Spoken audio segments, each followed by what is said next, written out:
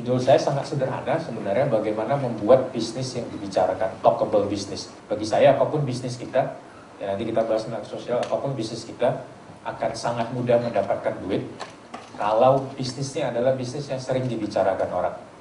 Ya, jadi kalau bisnis yang biasa saja nggak dibicarakan orang, maka bisa laku kalau iklannya sebanyak-banyaknya. Oke, jadi semua produk yang ada di TV yang diiklan itu adalah semua produk yang pada dasarnya membosankan, nggak ada yang pengen ngomongin, makanya mereka pasang iklan ratusan miliar biar menyuap mata kita untuk menonton iklannya. Tapi bisnis-bisnis yang sebenarnya dibicarakan, menarik, itu sebenarnya tidak butuh iklan, pasti akan laku.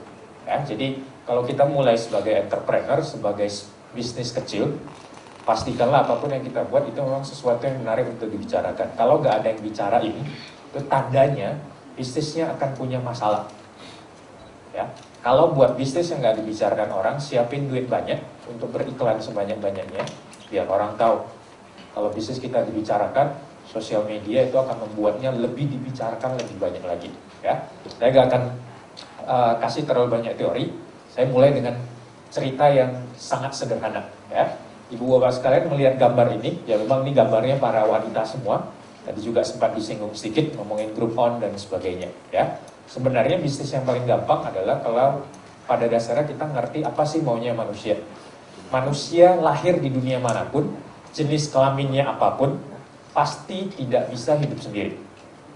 Ya kan? Baru ngobrol sama orang, datang ke seminar ini mungkin ngajak teman juga. Kalau kita hidup menyendiri itu kita akan merasa malu di dunia ini, rasanya kok kita gak laku. Berteman aja gak ada yang mau gitu, ngajak ngobrol aja tidak ada yang mau. Jadi apapun yang dilakukan oleh manusia itu pada dasarnya manusia suka bersosialisasi. Oke, nanti baru kita ngomong tentang sosial media. Jadi sebelum ada Facebook, sebelum ada Twitter dan sebagainya, yang kita ketemu banyak orang, ngumpul sama banyak orang dan sebagainya, esensi dasar kehidupan manusia adalah sosialisasi. Kita makhluk sosial, bukan makhluk individu. Oke, jadi kita bersosialisasi macam-macam, berteman, punya pasangan, punya keluarga dan sebagainya. Lalu apa cerita paling sukses mulai bisnis dari kecil, memanfaatkan manusia sebagai makhluk sosial, dan sekarang bisnisnya jadi sangat luar biasa. Ya, saya yakin kita semua mungkin tahu, khususnya para ibu-ibu. Ada yang pernah dengar ibu-ibu khususnya bisnisnya Tupperware? Ya, tahu kan? Coba ibu-ibu siapa di sini yang punya produk Tupperware, angkat tangan. Oke, sebagian punya ya, atau mungkin punya malu-malu gitu ya, karena saking banyaknya. Apa yang kemudian jadi rahasia bisnis Tupperware, gitu, nanti kita lihat apa hubungannya.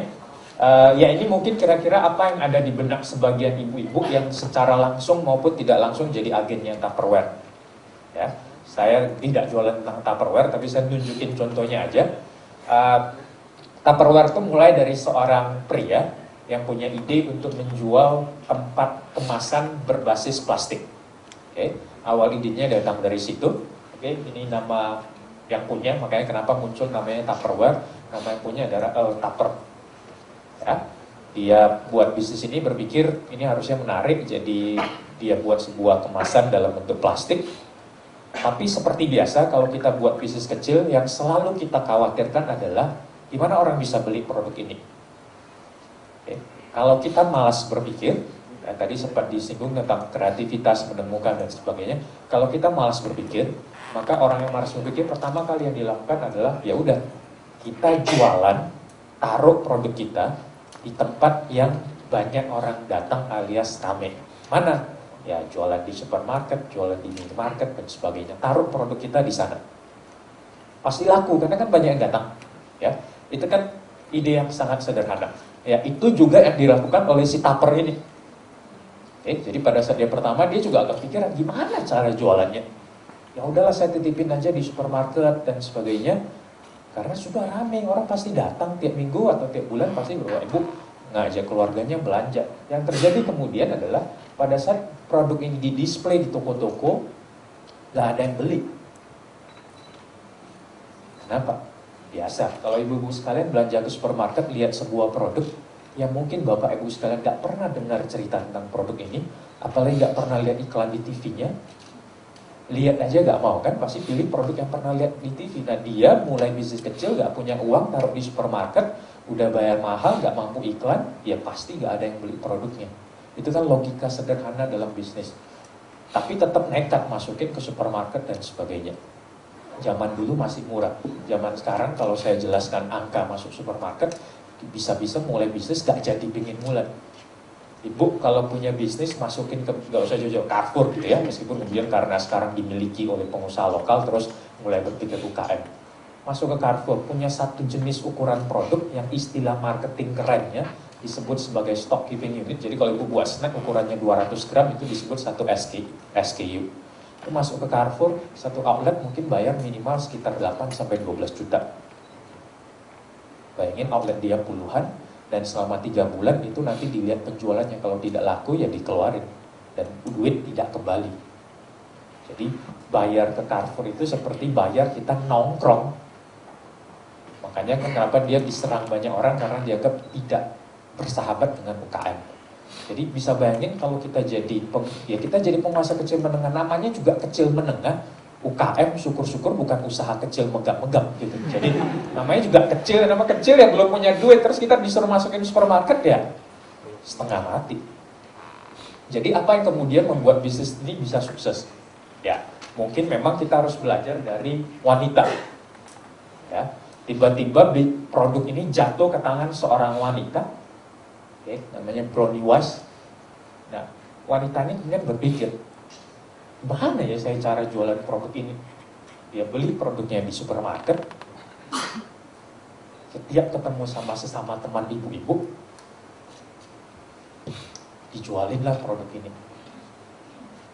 Ya biasa, sesama wanita, sesama ibu-ibu, bisa tingkat mempengaruhinya sangat tinggi. Kadang-kadang tingkat gengsinya lumayan tinggi sih, jadi nggak boleh lihat tetangga punya produk yang lebih baru gitu ya. Apalagi kalau mobilnya lebih bagus, harusnya produknya bisa lebih bagus lagi. Jadi mulai dari pertama dari Bronnie West ini, kemudian dia bawa produknya dalam hitungan 3 hari, dipikirin dan sebagainya. Akhirnya dia berhasil menjual ke ibu-ibu yang lainnya pada saat berkumpul dalam perkumpulan ibu-ibu. Ide ini kemudian membuat dia berpikir bahwa mungkin saya bisa punya ide yang menarik untuk jualan si Tupperware ini lebih sukses lagi. Maka kemudian dia buatlah yang disebut sebagai Tupperware Party. Ya, kalau ibu-ibu sering tahu tentang Tupperware itu kan terkenal dengan yang disebut sebagai party plan. Jadi Tupperware itu suka meminta agen-agennya sesama ibu-ibu itu untuk ngumpulin orang. Nah, di situ dikasih demo produk. Masaklah inilah ini, biar ibu datang untuk menikmati masakannya.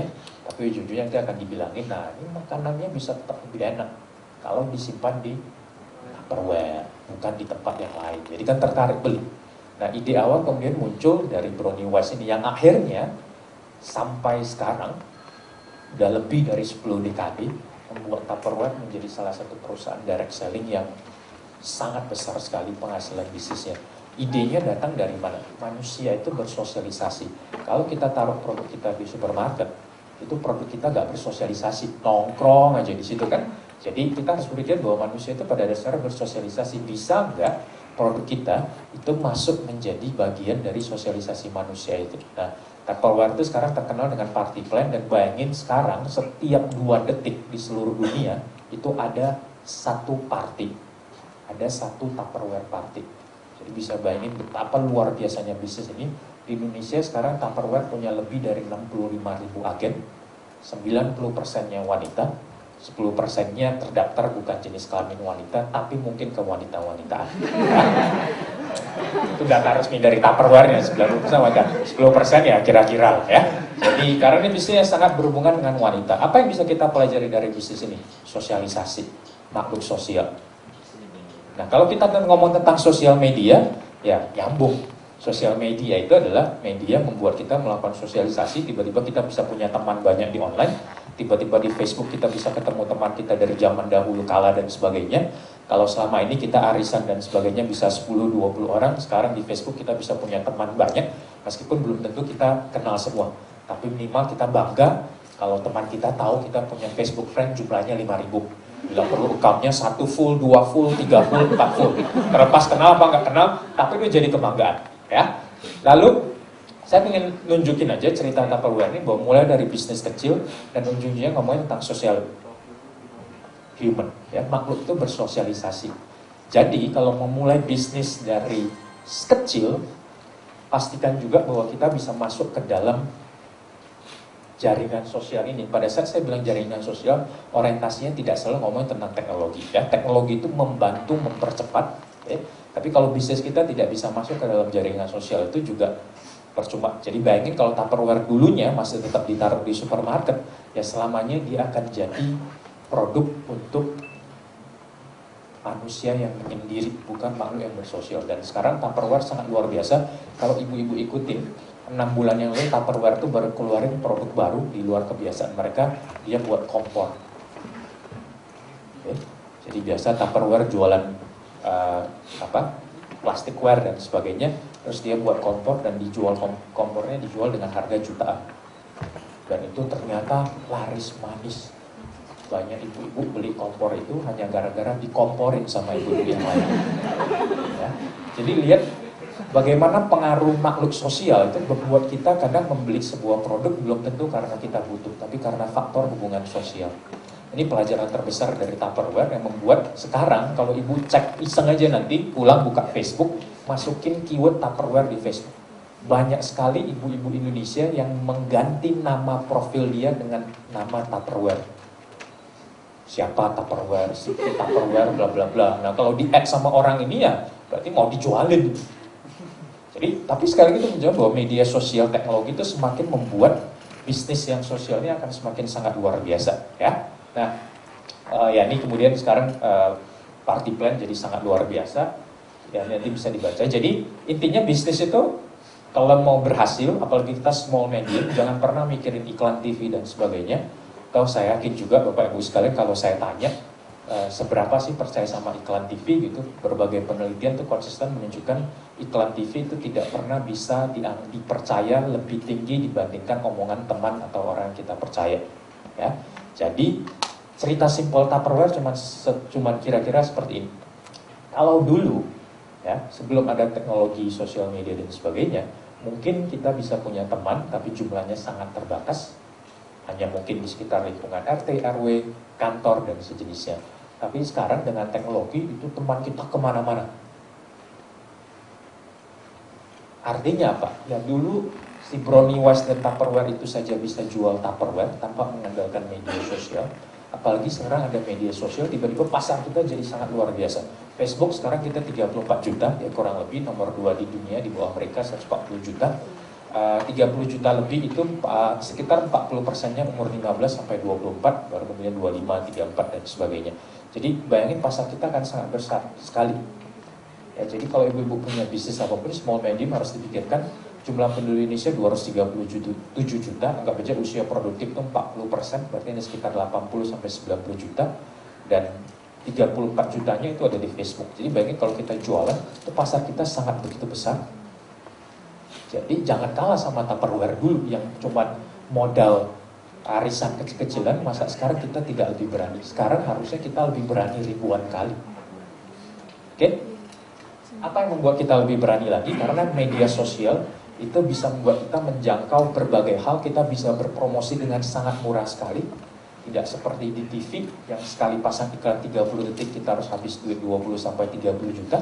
Facebook itu gratis, hanya butuh koneksi internet dari Telkom, murah. Apalagi yang membuat kita harus khawatir untuk berbisnis. Ya. Nah, ini saya ingin tunjukin aja, kenapa kita harus lebih berani lagi. Ini bisnis model tradisional. Kalau dulu belum ada media sosial, Bapak Ibu misalnya buat bisnis apapun, makanan lah, mungkin buat hiasan, buat aksesoris dan sebagainya, seperti saya bilang, cara paling gampang biar bisa ditemui oleh konsumen, kita selalu jualannya ya masuk ke distributor, masuk ke toko dan sebagainya. Bayangin berapa banyak margin yang harus kita berikan, udah itu mereka akan nge-charge kita fee yang sangat mahal. Jadi yang mahal kan sebenarnya di sini. Seperti ibu-ibu gitu misalnya, beli susu buat bayi, harganya ratusan ribu dan sekarang diisukan banyak bakteri, sudah mahal berbakteri lagi. Itu duit habis, marginnya banyak yang mana? Ke sini kan. Biaya produksi susu yang ibu beli ratusan ribu itu biaya produksinya nggak lebih 20%.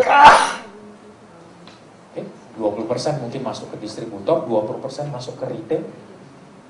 Jadi mahalnya kan sebenarnya di sini.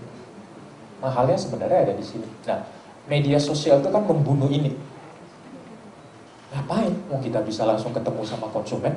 Ayo mau beli, lihat di Facebook saya. Pengiriman ada Tiki kok. Pembayaran ada Delima, gitu. Simple kan? Kita membunuh ini kan sebenarnya sosial media. Ini kan Carrefour dan sebagainya buat kita gak bisa maju. Mereka adalah kartel-kartel yang semakin membesar, kapitalis-kapitalis yang menyerap duit-duit kita. Sebenarnya kalau bisnis kan mahalnya di sini, bukan di sini. Ya kan? Susu semakin mahal, semakin dibeli karena image-nya semakin mahal, semakin bagus. Ya padahal mahalnya ya bayarin ini. Gak murah. Oke, nah sosial media ini kan membunuh ini. Kita ketemu langsung. Buat blog, pakai Facebook, pakai Twitter, apapun itu. Jadi tidak ada masa terbaik bagi kita orang-orang kecil yang duitnya pas-pasan untuk berbisnis selain masa sekarang. Dan sosial media itu memungkinkan dia melakukan itu. Jadi kita nggak butuh lagi suatu saat minimarket, supermarket dan sebagainya. Tupperware aja bisa, masa kita nggak bisa? Dan dia mulainya 10 dekade yang lalu. Sementara kita mulainya pada saat teknologi sangat luar biasa. Jadi kita membunuh ini. Oke? Nah, mau real case ini saya kasih cerita. Ini bisnisnya istri saya. Ya, kalau ada yang pernah tahu. Salah satu bisnis yang paling besar di Indonesia adalah pasti bisnis yang berhubungan dengan wanita. Ya. Jadi istri saya kemudian kepikiran di Indonesia itu per tahunnya itu ada sekitar 4,6 juta kelahiran bayi per tahun. Ya. Jadi kalau ada 4,6 juta bayi yang lahir, berarti per tahunnya ada 4,6 juta wanita yang hamil. Plus yang lain mungkin keguguran dan sebagainya. 4,6 juta wanita yang hamil itu sebuah pasar yang sangat luar biasa besar. Dan ibu hamil kemudian di Indonesia ini bisa dibilang hampir sekitar setengah dari wanita hamil di Indonesia itu menurut penelitian itu defisiensi gizi. Ya, jadi karena pola makannya nggak benar, cara makan sayur dan sebagainya, jadi pas hamil itu gizinya sebenarnya berkurang. Makanya banyak suplemen ibu hamil. Salah satunya adalah susu. Tapi problem dengan susu ibu hamil adalah Indonesia itu pada dasarnya bukan negara yang terbiasa konsumsi susu. Jadi even dibandingkan negara Asia Tenggara, Indonesia adalah negara yang konsumsi susu per kapitanya itu sangat kecil. Lebih kecil bahkan dibandingkan Vietnam dan sebagainya, padahal pendapatan per kapita kita lebih tinggi. Ya, tapi mungkin kalau konsumsi bandrek dan sebagainya mungkin lebih tinggi ya. Susu kurang bandrek, daun sirih dan sejenisnya itu mungkin tinggi ya. Kalau susu sangat kecil sekali. Akhirnya pada saat ibu hamil dipaksa minum suplemen susu hamil itu tambah mual lagi. Kan permasalahan terbesar hamilnya wanita itu adalah mual, sudah bisa makan dan sebagainya. Jadi kemudian saya kepikiran, oke, kita buat sesuatu yang inovatif, muncullah yang disebut sebagai bukan susu, semua nutrisi yang dibutuhkan ibu hamil dalam bentuk seperti biskuit. Ya. Jadi sehari cukup konsumsi satu dan semua kebutuhan kehamilannya terpenuhi dari asam folat, kalsium dan sebagainya. Lalu apa yang dipikirkan istri saya pada saat buat bisnisnya simple? Kalau dulu saya berbisnis seperti ini atau istri saya berbisnis seperti ini nggak bisa laku kalau tidak dijualan di supermarket, ya kan? Nah, pertanyaannya simple. Kalau mau masuk ke supermarket, ya repot. Bisa jual di masuk ke Carrefour minimal saya harus nyediain setengah M. Masuk doang, 3 bulan nggak laku, ya dia bilang goodbye. Jual di minimarket, Alfamart itu minimal harus nyediain 300 sampai 500 juta pertama kali masuk. Ini harus bayar 500 juta untuk masuk minimarket, mending kawin lagi. Belum tentu laku kok, 3 bulan nggak laku dikeluarin sama Alfamart. Saya kasih contoh, Soy Joy. Mungkin ibu sekalian tahu. Itu produk gak laku. Kenapa masih nongkrong di Alfamart? Itu yang punya perusahaan tiap bulan bayar 500 juta ke Alfamart untuk beli space-nya. Gak laku. Lalu kenapa istri saya berani nekat? Media sosial. Dan wanita banyak di Facebook, apalagi ibu-ibu yang tidak bekerja ya di rumah memang main Facebook. Jadi bisnisnya datangnya dari mana? Dari Facebook. Dan saya nggak bisa buka angka, tapi saya bisa bilang, istri saya jualan ini per bulan, penghasilannya bisa lebih banyak daripada gaji dia kerja untuk orang. Jadi mending dia bisnis ini bisa ngurus anak. As simple as that. Jadi kalau balik ke sini lagi, kalau zaman dulu jualan, itu kan kita sangat tergantung ini. Nah ini kita nggak butuh lagi sekarang. Ngapain? Jadi ini adalah saat paling indah bagi siapapun mau mulai bisnis dan tidak tergantung sama kapitalis-kapitalis besar ini. Oke, dan istri saya membuktikan ini. Apakah perlu iklan? Nggak perlu iklan. Kenapa? Ini produk pertama, diomongin orang di mana-mana. Oke, dan saya bisa tunjukin. Ya, simpelnya mulai dari ya, buat blog, buat Facebook, site dan sebagainya. Misalnya, ya. Contoh seperti ini. Orang beli langsung senang. Banyak yang memberikan rekomendasi. Dan istri saya jawab, wah terima kasih. Ini bukan Facebook atau tweet berbayar ya. Ini dari konsumen. Jadi enaknya lagi bisnis sekarang kita memotong kapitalis distributor. Kalau orang senang sama produk atau jualan kita, itu orang akan memberikan testimonial.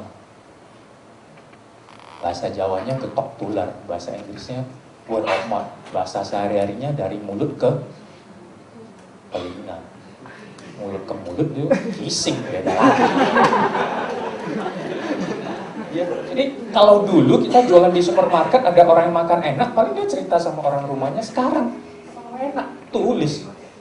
Saya nggak perlu bayar ini. Kalau TV untuk ngomongin pakai artis, ini enak loh, bayarnya udah berapa ratus juta, belum laku udah bayar duluan. Ini udah laku baru dia testimoni.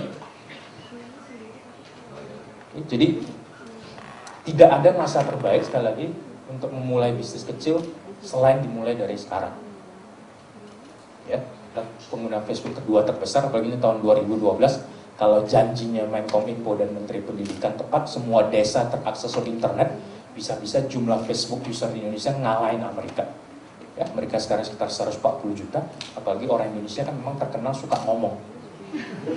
Makanya Twitter rame gitu, pas Twitternya Twitter di ban rame juga gitu. Jadi pokoknya ada aja yang rame. Jadi tidak ada masa terbaik selain masa sekarang kita memulai bisnis, even kecil, dari usaha kecil menengah jadi usaha kecil miliarder. Kalau dulu usaha kecil menengah nggak bisa masuk supermarket, jadi usaha kecil megap-megap. Kalau sekarang peluangnya akan sangat berbeda. Dan bisnis ini mendapatkan banyak testimonial dan sebagainya. Jadi saya nggak akan cerita terlalu banyak tentang ini. Balik lagi ke topik sebenarnya. Jadi kalau Bapak Ibu sekalian punya ide mau buat small business, bisa dibicarakan orang, make sure bahwa bisnis kita adalah memang bisnis yang menarik untuk dibicarakan orang. Jangan buat bisnis yang sama dengan yang dimiliki orang lain atau biasa-biasa saja. Kalau bisnis kita menarik untuk dibicarakan orang, sudah jaminan garansi 1 juta % di semua media sosial pasti akan dibicarakan. Ya, saya kasih contoh. Ini salah satu contoh favorit saya. Bayangin di Amerika ada seorang mahasiswa bisa jualan sampah, sampahnya di branded. Loh, gak kepikiran kan? Jualan sampah, ini sampah New York dikasih brand namanya Garbage of New York City, NY. Masuk ke websitenya nycgarbage.com, dia jual lewat online. Sampah yang dijualin. Lucunya lagi ya orang beli gitu. Jadi yang bodoh siapa ya gak ngerti. Laku gitu. Coba bayangin, kalau sampah ini masuk ke supermarket, supermarketnya gak mau terima. Kita gak jual sampah, kita jualnya makanan, itu gak bisa dimakan. Tapi media sosial itu membuat kita bisa jual apapun. Jadi ada seorang mahasiswa, dia mikir-mikir banyak orang ke New York beli oleh-oleh apa ya, beli kaos I love New York. Itu nggak perlu ke New York, Tanah Abang juga ada gitu. Jadi apa yang khas dari New York? Dia lihat, sampah, bau sampah beda daerah kan baunya beda. Oh ini bau Tanah Abang beda sama bau New York. Jadi dia pikir this should be a good business. Jadi dia lagi pas gak kuliah tuh keliling-keliling daerah di New York ngumpulin sampah yang kering. Puntung rokok, orang buangin plastik, buangin apa, kalau konser, buangin tiket tuh dikumpulin. Bahkan dia bisa jual sampah New York ini kalau misalnya lagi tiket-tiket Madonna gitu, orang buangin tiketnya, kemudian dikumpulin sama dia malah harganya premium. Jadi jual sampah nih harganya rata-rata ya $10, $20, $200.000. Lebih mahal dari harga gula gitu. Laku. Masuk aja ke webnya NYC Garbage. Kalau zaman dulu nggak mungkin bisa. Supermarket nggak mau terima, gila dibilang, diusir. Jadi ini generates a lot of art. Of course, it's all in the eye of the beholder. One man's art is another man's trash. Indeed, especially in the hands of one New York college student, this town's trash means art and cash. CBS's Maury Alter sorts it all out in tonight's Maury Story. New Yorkers know the deal. There's no free meal, and nobody's going to sell you something for nothing, not in this town. On the other hand, the guy on the 7th floor seems to be into selling nothing for something. Yeah, pretty much. I'm an advertising student here at the School of Visual Arts, and I wanted to package something that absolutely nobody would want. 100% authentic New York City garbage. Check it out, folks. You see, selling is an art, and in Justin Genak's case, the medium is, well, It's garbage. Handpicked from the fertile streets of New York. I touch it so you don't have to. So Justin, what's on the menu? This one, we got a parking ticket, playbills, a couple cigarette butts, a little flyer from a gentleman's club. We got some caution tape in there. We got a ticket from Cabaret, a deli fort. You have to have one of these. Bisnis yang paling menguntungkan, soalnya cost-nya kan nol. Plastik tuh nggak cost kan, kecuali dia buat kemasan. Oke. Jadi ya ini dibicarakan lah ya di media sosial, di internet, nanti cek aja, search saja di Google nih banyak ngomongin. Ya, jadi ini yang saya bilang sebagai bisnis, sesuatu yang dibicarakan orang, nanti biar sosial media bekerja untuk kita. Ya, jadi marketing itu bekerja otomatis getok tularnya gara-gara kita punya bisnis yang dibicarakan ya. Ini webnya dia, blognya. Oke. Nah, bisnis kedua yang pengen saya bicarain ini bisnis yang dijalankan oleh ibu-ibu. Ya. Ini ngomongin tentang kreativitas. Bayangin kalau kita buat cat rambut, tapi untuk rambut yang di kepala, ini kan sudah banyak. Jadi harus berpikir, buat cat rambut bukan untuk rambut yang di kepala. Itu baru menarik. Ya, nggak usah dijelasin di mana lah ya. Pokoknya ada rambutnya aja. Jadi ada seorang ibu-ibu yang setiap minggu, nah ini hubungannya sama sesi pertama. Ide itu bisa muncul dari mana-mana. Setiap minggu dia suka datang ke salon ngecat rambutnya. Nah dia selalu melihat perilaku pengunjung salon yang lainnya. Setelah ngecat rambutnya, kadang ada cat rambut yang sisa itu dibawa pulang. Penasaran, nanya sama yang punya salon. Kira-kira ini kenapa dibawa pulang? Ini mau catin rambut peliharaannya, kucingnya atau apa? Dijelasin sama yang punya. Nah, karena salon ini tempat terbuka, jadi bisa catnya cuma rambut yang terbuka aja. Jadi itu dibawa pulang untuk rambut yang lain. Dari situ kemudian yang punya kepikiran, ini bisnis yang luar biasa. Dibuatlah, dan ini bisnis sekarang sangat luar biasa, diekspor ke lebih dari 20 negara, dijual dengan harga premium 20-30 dolar, dan bisnis ini dia gak butuh biaya marketing, gak butuh iklan-iklannya, nol. Semua orang bicarakan ini ya. Jadi ini yang punya seorang wanita, dikasih nama Betty, jadi brandnya Betty, cek aja nanti di websitenya bettybeauty.com. Sampai di kenapa gak perlu biaya marketing, ini sampai tampil di acara Jay Leno Show ya. You sent me to Cosmoprom, which is the International Convention of Beauty. Let's take a look. Hi, we're here in Las Vegas at Cosmoprom, the International Convention of Beauty. How you doing? Kevin Eubanks.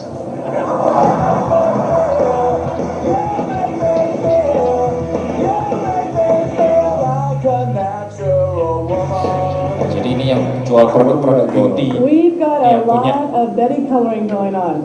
And what exactly is Betty coloring? Betty coloring is 5 colors. You can buy a kit and color your Betty, the hair down there. Is there any drinking involved Any drinking, well, it's not. in getting a Betty ready? Because I've gotten a few Bettys ready in my day, and generally alcohol helps. No, I think you've gotten to the Bettys after they're already ready. Well, I'll take a ready Betty any day of the week, don't get me wrong. But will you take a fun Betty ready? Langsung link. I'll take a bored and lonely Betty ready. You don't want to always have a Betty ready? I'd love to have a Betty ready. Well, that's what we're doing here. We're promoting You say it 3 more times and your Betty's... Oke, jadi ini bisnis yang luar biasa. Saya punya produknya. Serencananya mau saya ngasih untuk yang nanya, cuman saya kemarin pas ke Bandung dari Jakarta lupa bawa. Ya, jadi nanti kalau ada yang nanya saya kasih, saya kirim pakai Tiki saja ya. Jadi kita menjalankan sosial media bisnis. Serius, saya pas ke Amerika saya beli khusus ini, luar biasa. Nah, ini juga bisnis yang simple kan. Dulu George W. Bush dilemparin sepatu. Menurut hitung-hitungan salah satu media yang cukup terkenal di UK, gara-gara kasus lemparan sepatu ini, itu ada bisnis sepatu itu yang meningkat dalam hitungan 4 minggu sekitar 2 juta US dollar. Ya. Dan tahu kira-kira pebisnis dari mana yang paling menikmati? Pebisnis dari negara Cina. Kenapa? Ya seperti biasa kan, negara Cina kan sangat cepat dalam meniru, bahkan bila perlu aslinya belum keluar, palsunya udah keluar. Nggak ngerti, mungkin dia pakai Sun Gokong tuh, nerka dan sebagainya. Udah keluar duluan aja. Jadi ternyata setelah terjadi lemparan ini, besoknya itu banyak sepatu yang langsung dilemparin, dikasih brandnya Bush. Diekspor kemana-mana. Jadi duit. Itu talkable business, cepat melihat peluang, mumpung ada media sosial tuh langsung dibicarakan orang di mana-mana. Ya? Dan kalau masih ingat juga di Indonesia, salah satu menteri 2 hari setelah ini sempat ngomong di media, pengen koleksi sepatu ini juga. Lebih jadi ketok tular lagi kemana-mana. Ya? Jadi banyak ide-ide bisnis yang jadi menarik. Nah, kalau nggak mau, tiru yang di Jepang. Susah cari karyawan manusia, dibilang susah, suka bolos.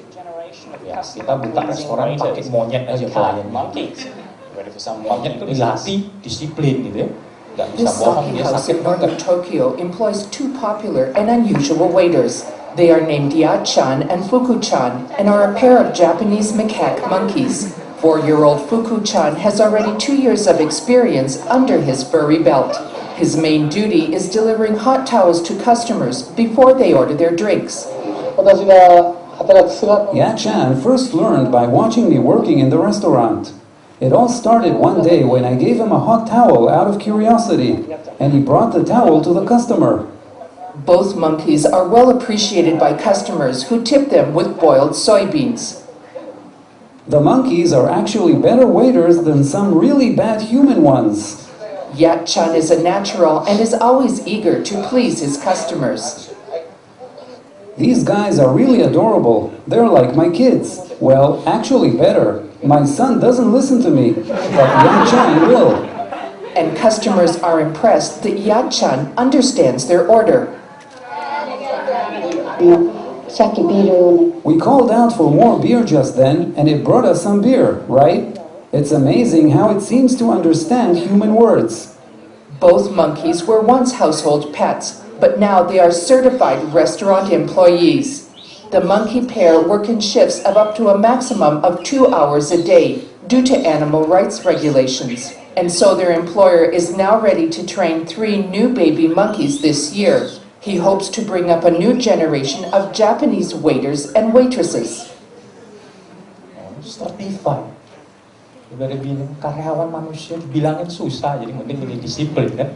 Talkable ya, jadi dibicarain di mana-mana. Dalam hitungan 3-4 minggu itu trafficnya meningkat 200%-an mengunjungi. Karena media sosial, karena apa juga? Karena bisnisnya menarik untuk dibicarakan. Talkable bisnis. Jadi kalau buat bisnis kecil, pastikan ini bisnis yang orang menarik untuk dibicarain ya. Gak harus se-ekstrim ini, banyak hal-hal menarik. Mungkin kemasannya berbeda, atau mungkin cerita tentang yang punya gitu. Ya, di Indonesia banyak bisnis itu berkembang gara-gara cerita tentang yang punya. Oh, yang punya dulu udah jatuh bangun ratusan kali. Nah, media suka membahas dan sebagainya. Itu cerita-cerita yang menarik. Ya, jadi gak harus yang se-ekstrim ini, banyak cerita yang menarik yang bisa diceritakan. Oke? Atau ini, nah kalau ini buat produk yang juga dijual lewat online dan laris.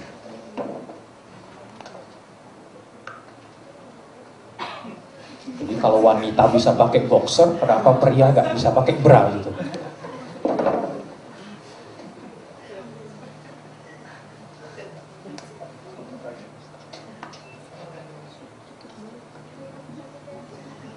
Online shop, ini kalau jual di toko ya ditolak. Nah, karena sosial media. Sosial media.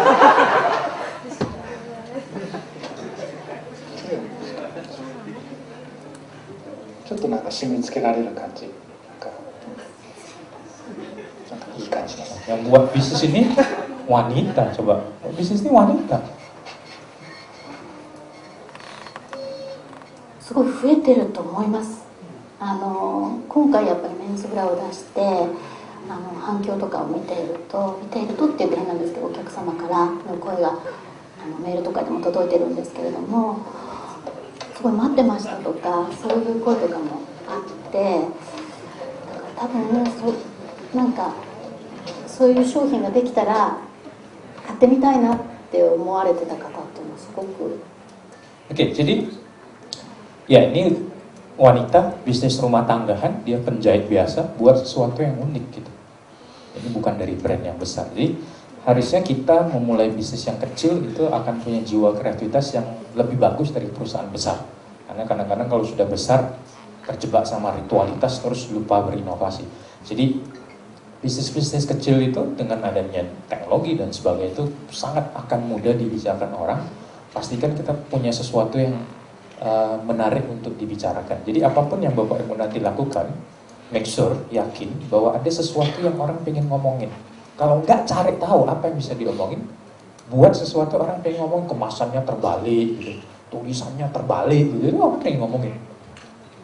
Jadi pastikan ada sesuatu yang pengen ngomongin. Contohnya apa? Tadi malam nih, baru tadi malam, saya dapat ini. Ini produk yang lagi-lagi berhubungan sama ibu-ibu.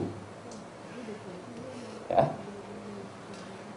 Jadi tadi malam ini saya dapat di tweetnya Baby Center, salah satu komunitas ibu-ibu terbesar di dunia.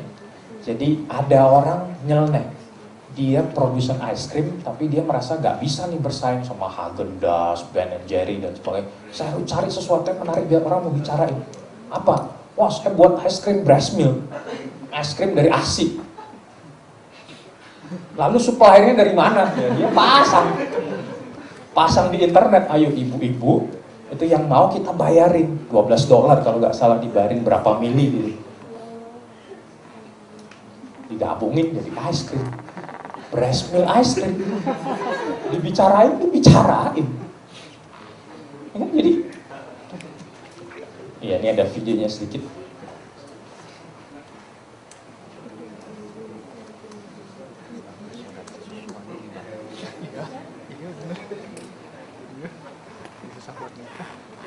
Ingredient, human breast milk, donated by a woman from Leeds. It's already causing a stir. No, thank you. I think it's a bit of a yuck factor, isn't it? Sorry, the thought of it makes me feel quite ill. If it can be done, why not? There's enough of it, isn't there? It's called Baby Gaga, and from tomorrow it will be sold by the scoop by this impersonator. Her real name's Martina. The man behind the idea says it's not just a gimmick. It's something we give to our kids. My 3 boys have all been raised on breast milk. It's the most natural, beautiful thing in the world. It's beautiful, it's organic, it's free range, totally natural. Good enough for my kids, good enough for our ice cream. The breast milk used is screened for safety, and now 15 mums have signed up to donate. But will customers like it? It's nice. A bit different to normal ice cream, I'd say. More creamy. It's fresh. It's nice. It's not last time I tasted breast milk, it was bitter than that. Never know the difference. No? It's actually sweeter, isn't it? Probably be a little bit put off by it if I knew that that was what was in it, and that was clear when I was buying it. So you can finish it if you want first. And finally, it's my turn. Let's give it a go then. Human breast milk ice cream. It actually tastes like normal ice cream. Just the sight of a rusk reminds you that actually it's not normal ice cream. But at £15 a scoop, this ice cream may leave a bitter aftertaste. Matt Cook, BBC London News. Yang punya Baby Gaga.